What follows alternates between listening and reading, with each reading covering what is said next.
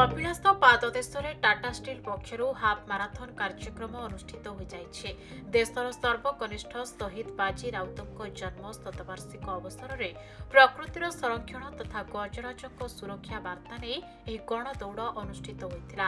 21 kilometre 10 kilometre और 5 kilometre भली तीनोटी पर्यायर गणदौड़ कर 5700 प्रतियोगी एथिरे भाग नहीं। कृति प्रतियोगी मानक पुरस्कार राशि प्रदान करा। जिला प्रशासन टाटा स्टील मिलित उद्यम गणदौड़ अनुष्ठित होता। क्रीड़ा मंत्री सूर्यवंशी सूरज और जोगाण मंत्री कृष्णचंद्र पात्र, कामाख्यानगर परजंग हिंदोल और अनुगुल विधायकों समेत ढेंकानाल जिलापाल और एसपी प्रमुख जोग देइथिले। कपिलास पाददेश आउ बाबा चंद्रशेखर आशीर्वाद नहीं आज साथी माने आमर दौड़िले गणदौड़ 21 किलोमीटर 10 किलोमीटर 5 किलोमीटर प्राय 6000 पार्टिसिपेंट एठी भाग नेले। मु समस्त को शुभेच्छा जनाऊँगी।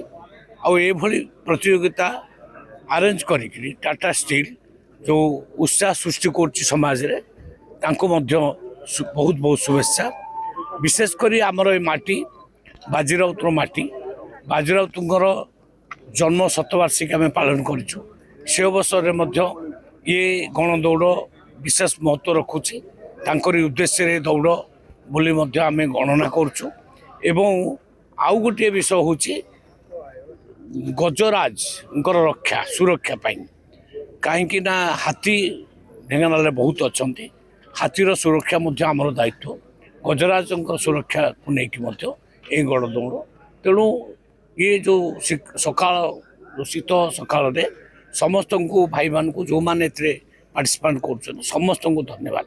टाटा स्टील तरफ कपिलास पाददेश आयोजित ए गणदौड़ प्रकृतिर संरक्षण एवं ढेंकानाल गोटे बड़ परिचय गजराज तांकर भी संरक्षण एवं ढेंकानाल सुपुत्र सारा विश्वर सर्वकनिष्ठ शहीद बाजी राउतर जन्म शतवार्षिक अवसर में एक कार्यक्रम अनुष्ठित होती। समस्त को मो तरफ बहुत शुभेच्छा शुभकामना। टाटा स्टील तरफ महत्व कार्य आगामी दिन में जारी रहो। धन्यवाद। ढेंकानाल हरिकृष्ण राउत रिपोर्ट खबर ओडिशा।